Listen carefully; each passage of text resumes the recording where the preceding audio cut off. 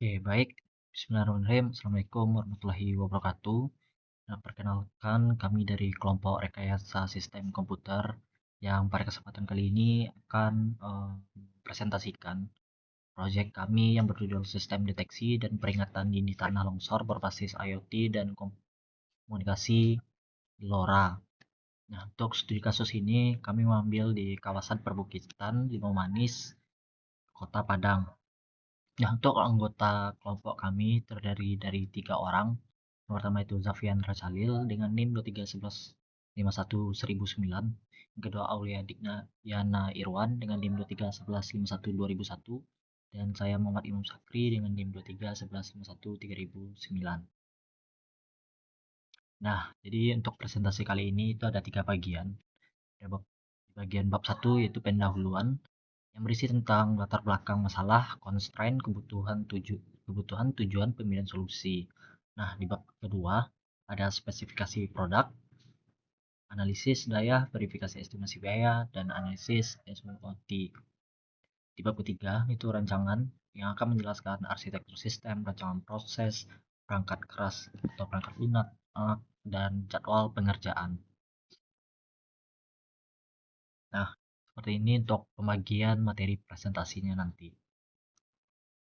Oke, kita mulai di bab 1 yaitu pendahuluan yang berisi tentang identifikasi masalah, constraint, kebutuhan, dan pemilihan solusi rekayasa.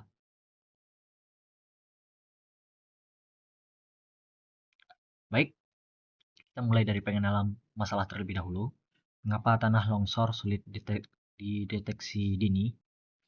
Nah, jadi kami memulai dari permasalahan yang diangkat oleh masyarakat kawasan perbukitan Limau Manis dan BPD Kota Padang, yaitu tingginya resiko kegagalan deteksi dini dan pemantauan real time terhadap bencana tanah. Nah, ada 3 faktor utama. Yang pertama, faktor geologis dan klimatologis, yang mana curah hujan di Kota Padang bisa mencapai lebih dari 300 mm per bulan pada musim hujan. Dan jika ini bertemu dengan tanah regosol yang mudah menyerap air, nah tanah cepat jenuh dan bersiko longsor dengan kemiringan di atas 30 derajat. Nah, yang kedua, keterbatasan infrastruktur. Nah, topografi perbukitan menciptakan banyak titik buta sinyal seluler sehingga mengirimkan data peringatan sering gagal saat kondisi kritis. Nah, wilayah ini juga jauh dari jaringan listrik PLN. Nah, yang ketiga, hambatan ekonomi. Nah, sistem early warning, sistem komersial yang ada di pasaran itu harganya bisa mencapai ratusan juta rupiah. Jadi sulit dijangkau oleh anggaran mitigasi bencana tingkat daerah, apalagi swadaya masyarakat. Karena melibatkan banyak aspek teknis yang saling berkaitan, mulai dari sensorik, stabilitas struktur, sampai jaringan nirkabel.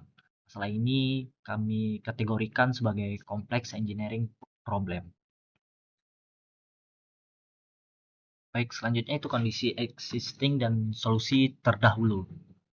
Nah, sebelum merancang solusi, kami melihat dulu kondisi yang ada di lapangan. Beberapa temuan pentingnya memantau longsor di banyak daerah masih dilakukan manual lewat pengamatan visual. Sistem EWS komersial itu mahal dan sulit diterapkan pada masyarakat yang anggarannya terbatas, dan jaringan seluler di daerah perbukitan sering tidak stabil untuk mengirimkan data. Nah, di sisi lain, kami menemukan bahwa teknologi LoRa atau Long Range mempunyai kemampuan komunikasi jarak jauh dengan konsumsi daya yang rendah, jadi cocok digunakan untuk di daerah minim jaringan seluler seperti ini. Nah, kalau kita bandingkan dengan dua solusi yang sudah ada, pemantau manual dan UWS komersil, nah masing-masing punya kekurangan. Pemantauan manual memang murah, tapi tidak real time dan berisiko bagi petugas. Nah, sementara EWC komersil akurat tapi mahal dan bergantung pada jaringan seluler. Nah, di sisi lain, kami menyimpulkan bahwa dibutuhkan sistem yang otomatis, terjangkau, tetap bisa bekerja di area minim sinyal, dan memberikan informasi secara real time. Nah, selanjutnya analisis constraint. Nah, berdasarkan masalah tadi, kami menetapkan 3 batasan realistis yang harus dipenuhi sistem ini. Yang pertama, constraint ekonomi. Total biaya komponen perangkat keras yang tidak boleh melebihi 5 juta per unit, mencakup seluruh sensor, unit pemrosesan, komunikasi, dan catu daya. Yang kedua, constraint lingkungan dan infrastruktur. Nah, kami tidak ada akses listrik PLN, sinyal seluler minim. Sistem harus mampu beroperasi mandiri menggunakan panel surya dengan konsumsi daya di bawah 5 watt dan tahan cuaca ekstrim dengan standar enclosure minimal IP65. Yang ketiga, constraint kesehatan dan keselamatan. Karena kan sistem ini menyangkut keselamatan jiwa, tensi pengiriman data dari sensor gateway maksimal 5 detik dan sistem wajib punya mekanisme file save yang menampilkan status baterai dan koneksi secara berkala. Nah, selanjutnya itu kebutuhan sistem. Nah, dari analisis masalah dan constraint tadi, kami merumuskan 4 kategori kebutuhan. Yang pertama, kebutuhan input. Sistem harus bisa menerima data, bisa menerima data kemiringan tanah dari sensor akselerometer dan giroskop, serta tingkat kejenuhan air dari sensor kelembapan. Yang kedua, kebutuhan proses. Nah, data harus diproses secara edge computing dibanding dengan ambang batas bahaya dan sistem bisa mengambil keputusan otomatis tanpa bergantung pada internet. Yang ketiga, sistem harus menghasilkan peringatan audiovisual lokal seperti sirine maupun lampu, sekaligus mengirimkan data status ke BPD secara real time. Yang terakhir, kebutuhan struktural, karena proyek ini kelompok dan rancangan sistemnya harus modular, dan supaya setiap bagian seperti node sensor, gateway, dan dashboard bisa dikembangkan dan diuji secara terpisah oleh anggota kami. Selanjutnya yaitu tujuan. Nah, tujuan perencanaan sistem ini yaitu merancang dan membangun sistem deteksi dan peringatan dini tanah longsor berbasis Internet of Things yang handal. Nah, khususnya untuk kawasan perbukitan dengan keterbatasan infrastruktur komunikasi dan energi. Nah, pada intinya, kami ingin sistem ini tetap bisa memantau kondisi lereng meskipun tidak ada aliran listrik tetap dan tetap bisa mengirimkan peringatan meskipun berada di titik sinyal buta sinyal. Oke. Nah, untuk mencapai tujuan itu, kami menganalisis 3 alternatif solusi. Yang pertama itu sistem deteksi penggerakan mekanis untuk unit peringatan lokal. Nah, hanya memantau kemiringan lereng dan langsung memicu alarm di lokasi tanpa pemantauan jarak jauh. Yang kedua, itu sistem telemetri jarak jauh untuk pengawasan terpusat. Nah, mengirim data kadar air ke pusat lewat dashboard, tapi sangat bergantung pada jaringan. Yang ketiga, sistem peringatan dini berbasis IoT menggunakan LoRa. Ini menggabungkan sensor kemiringan dan kelembapan, edge computing, komunikasi LoRa, dashboard web, dan alarm otomatis dengan konsumsi daya rendah dan jangkauan jauh. Baik. Selanjutnya analisis perbandingan ketiga solusi tadi. Nah, ketiga solusi tadi kami bandingkan dari beberapa aspek, mulai dari monitoring real time, alarm otomatis, ketergantungan internet, konsumsi daya, jangkauan komunikasi, dan kecocokannya untuk daerah perbukitan. Dari tabel ini terlihat jelas bahwa solusi 3 unggul di hampir semua aspek, mendukung monitoring real time, alarm otomatis, ketergantungan internet rendah, konsumsi daya rendah, jangkauan komunikasinya jauh, dan cocok untuk diterapkan di daerah perbukitan. Nah, yang terakhir, berdasarkan hasil analisis tadi, solusi yang kami pilih adalah sistem deteksi dengan peringatan dini tanah longsor berbasis Internet of Things menggunakan komunikasi LoRa. Nah, solusi ini kami pilih karena mampu memenuhi semua kebutuhan utama, mulai dari monitoring kondisi tanah secara real time, komunikasi jarak jauh tanpa bergantung jaringan seluler, konsumsi daya rendah, peringatan dini otomatis pada masyarakat, dan yang tidak kalah pentingnya yaitu biaya implementasinya jauh lebih terjangkau dibandingkan sistem IWS komersial. Nah, selanjutnya spesifikasi teknis dari sistem ini akan dijelaskan lebih lanjut oleh rekan saya yaitu Saudara Aulia di bab 2. Terima kasih kepada Imam. Selanjutnya, saya akan menjelaskan tentang bab 2, spesifikasi, berisi tentang spesifikasi produk, analisis daya, verifikasi, biaya, dan SWOT. Yang pertama yaitu spesifikasi produk, berisi alur kerja sistem, yaitu input, proses, output. Input sendiri yaitu sensor kemiringan, akselerator gyroskop, dan sensor kelembapan tanah kapasitif dibaca periodik. Yang kedua proses yaitu filtering moving average dibandingkan dua ambang batas waspada dan bahaya di microcontroller. Yang ketiga yaitu output, sirine dan lampu lokal aktif otomatis, serta data status dikirim via LoRa ke dashboard web. Pada alur kerja sistem, ada 7 komponen spesifikasi utama juga. Yang pertama yaitu sensor kemiringan lereng. Yang kedua yaitu sensor kelembapan tanah kapasitif.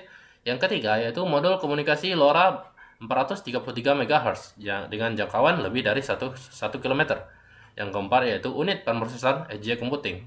Dan yang kelima yaitu catu mandiri panel surya dengan baterai yang kurang dari 5 watt. Dan yang keenam yaitu unit peringatan lokal. Yang ketujuh yaitu terakhir, dashboard pemantauan berbasis web real time. Pada spesifikasi produk ada sensor, yaitu sensor kemiringan lereng dan kelembapan tanah. Ada dua sensor yang digunakan, yaitu sensor kemiringan MPU 6050 G521, yaitu dengan spesifikasi 6 aksis akselerator gyroskop resolusi sekitar 0,06 derajat, dan yang selanjutnya yaitu interface I2C dengan tegangan kerja 3,3 sampai 5 volt, dan yang terakhir dipilihkan mendukung fungsi sensor yang komplementari filter dengan harga lebih ekonomis dibanding MPU 9250. Yang kedua yaitu sensor kelembapan kapasitif soil moisture versi 1.2, yaitu prinsip kapasitif dengan lapisan epoksi tahan korosi, keluaran analog 0 sampai 3 volt langsung dibaca EDC MCU, dan seterusnya dikalibrasi 2 titik acuan, tanah, kering, dan jenuh air untuk keluaran VWC. Yaitu bagian selanjutnya yaitu komunikasi dan pemrosesan. Yang digunakan adalah modul LoRa dan unit edge computing. Pada LoRa RA02 XX 1278 433 MHz yaitu berisi penjelasan frekuensi 433 MHz sesuai dengan alokasi ISM Indonesia. Yang kedua, karena jangkauannya lebih dari 3 km pada area terbuka dengan interface SPI. Dan yang terakhir yaitu daya pancarnya hingga 20 dBm untuk era non-line of sight, lebih ekonomis dibanding RFM 95 watt. RFM 95W. Ya, selanjutnya yaitu Arduino Pro Mini, Node, dan ESP32 gateway. Node Arduino Pro Mini yaitu dayanya rendah dan ada juga mode sleep. Yang selanjutnya yaitu gateway-nya ESP32 Wi-Fi terintegrasi untuk kirim data ke server. Dan terakhir, keduanya mampu menjalankan logika ambang batas mandiri tanpa internet.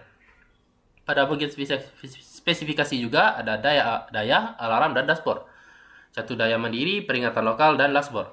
Pada catu daya mandiri, panel surya 10 WP ditambah baterai Li-ion 18650 3000 mAh, 20 WP untuk gateway, dan operasi 24 jam tanpa PLN yang kurang dari 5 watt.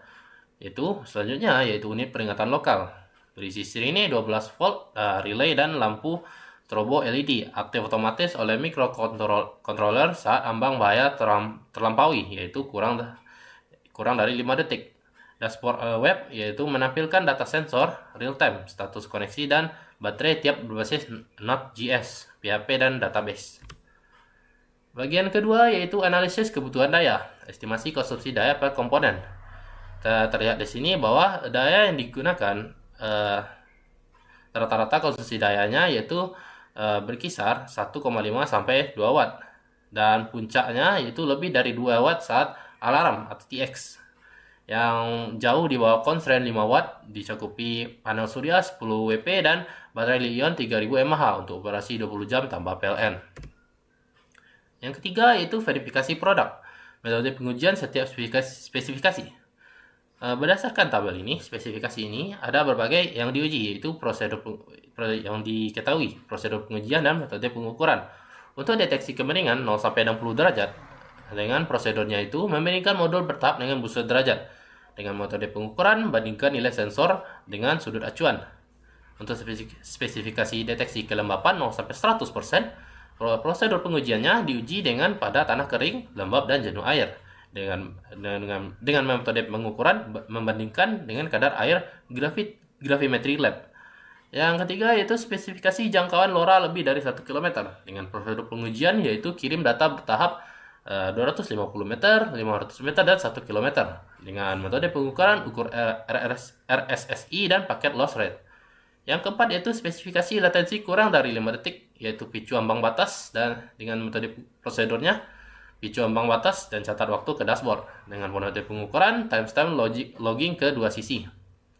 Dan yang kelima yaitu spesifikasi daya rata-rata kurang dari 5 watt, yaitu ukur arus dan tegangan satu siklus penuh. Pada prosedur pengujiannya dan metode pengukurannya yaitu dengan multimeter atau INA 219 dengan nilai P sama dengan volt kali I. Dan untuk spesifikasi terakhir yaitu alarm aktif otomatis dengan prosedur pengujian yaitu simulasi input di atas ambang batas, dan metode pengukurannya yaitu dengan mengamati waktu respon sirine dan lampu. Yang keempat yaitu ada perkiraan biaya atau estimasi biaya implementasi. Untuk produknya yaitu berkisar 1,44 juta 32.000 dengan 2 node gateway dan dengan 2 node dan 1 gateway. Dan untuk development cost yaitu pengujian dan dokumentasi itu berkisar dari 300.000 sampai 500.000. Dan untuk total biaya proyek yang masih digunakan yaitu masih di bawah 5 juta unit atau sekitar 1,7 sampai 1,9 juta. Dan selanjutnya masih pada bagian itu ada analisis SWOT. Untuk bagian strange, biaya jauh lebih rendah dari EWS komersial, beroperasi mandiri tanpa PLN dan seluler, serta modular dan mudah direplikasi.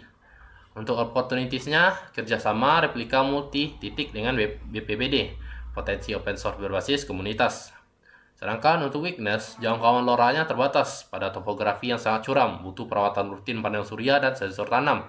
Sedangkan threats-nya, risiko kerusakan akibat cuaca ekstrim atau vandalisme, ketergantungan komponen impor seperti LoRa dan sensor. Baik, selanjutnya saya akan dijelaskan oleh Zafi. Kepada saudara Zafi, dipersilakan. Baik, terima kasih kepada Aul. Selanjutnya, saya akan membahas bab 3, rancangan yang berisi arsitektur sistem, rancangan proses, perangkat keras dan perangkat lunak, serta jadwal. Yang pertama itu terdapat arsitektur sistem yang dimana sistem terbagi menjadi 3 lapis sistem. Yang pertama itu ada node sensor yang terdiri dari MPU 6050 dikombinasikan dengan soil moisture, lalu digunakan juga Arduino Pro Mini dengan komunikasi LoRa RA02, sirine, dan lampu lokal. Lapisan kedua itu ada gateway, yaitu LoRa RA02 penerima, serta menggunakan ESP32 yang diteruskan dengan menggunakan WiFi ke server. Serta lapisan ketiga itu ada dashboard BPBD, yaitu basis data plus tampilan web secara real time untuk pos pemantauan BPBD. Yang kedua itu ada alur kerja. Yang pertama ada baca sensor. Di sini dilakukan pembacaan kemiringan dan kelembapan secara periodik setiap 30 detik. Yang kedua itu ada filter noise, yaitu mencakup moving average, menghaluskan data dari getaran serta gangguan. Yang ketiga itu ada pembandingan terhadap threshold, di mana dilakukan cek status yang terdiri dari 3 status, yaitu normal, waspada, dan bahaya. Yang keempat itu ada aktifkan output, yaitu sirine dan lampu aktif secara langsung lalu dikirim melalui komunikasi LoRa. Yang terakhir itu ada tampilkan di dashboard, di mana gateway meneruskan ke server lalu mengupdate secara real time. Selanjutnya itu ada perangkat keras dan perangkat lunak yang digunakan pada sistem ini. Yang untuk perangkat keras itu ada MPU 6050 menggunakan komunikasi I2C. Lalu terdapat juga soil sensor yang dipasangkan di pin analog A0. Yang kedua itu ada LoRa RA02 melalui komunikasi SPI.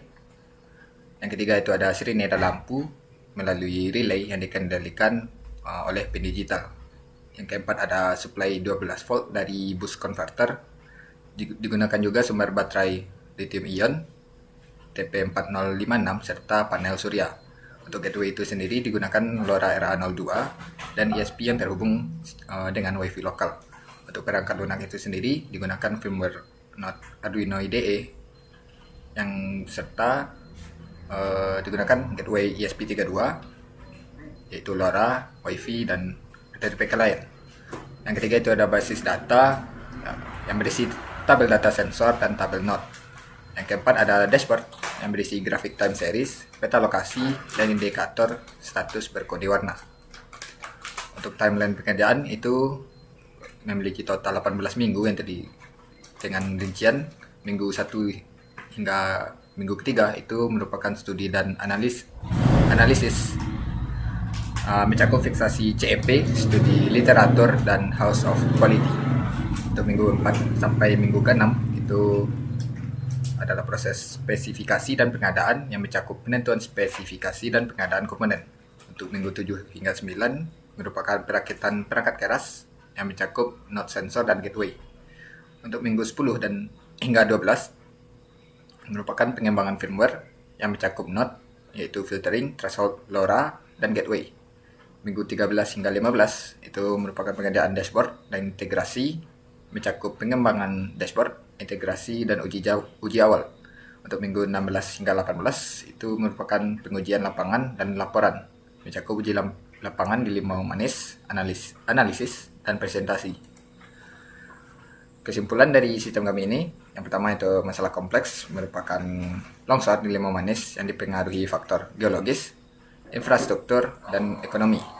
Yang kedua itu solusi untuk masalah tadi merupakan IoT plus LoRa karena bersifat real time, hemat daya, jarak jauh tanpa seluler, dan terjangkau.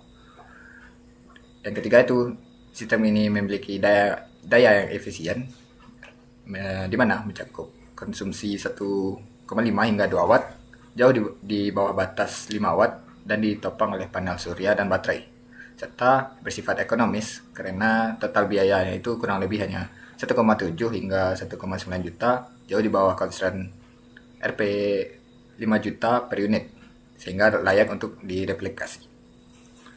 Sekian untuk presentasi kelompok kami. Apabila ada salah kata, mohon maaf.